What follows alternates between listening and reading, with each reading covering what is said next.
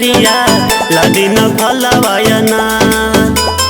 सुनाए सहवरिया जाई न बजरिया लादी न फलवायना।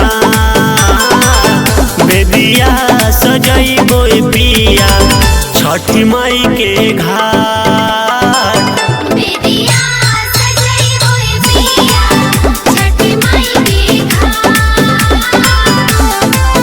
बेदिया सजई बोए पिया पिनिया पिनिया छठी माई के घाट। कल शादी अरिया जरी धूपया गर्भवतिया छठी माई के करबो बरतिया।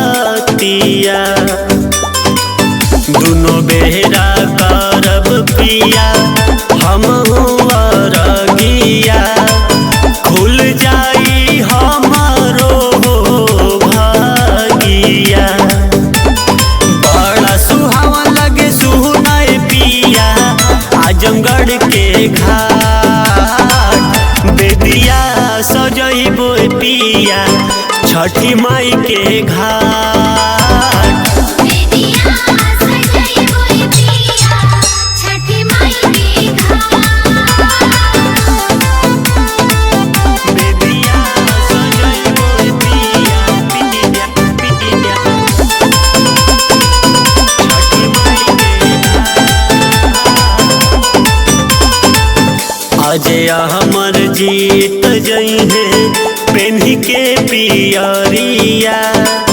देवरू रवि लई है खेतवा से उखिया। पूरा कर दी है मैया हमरो सपनवा।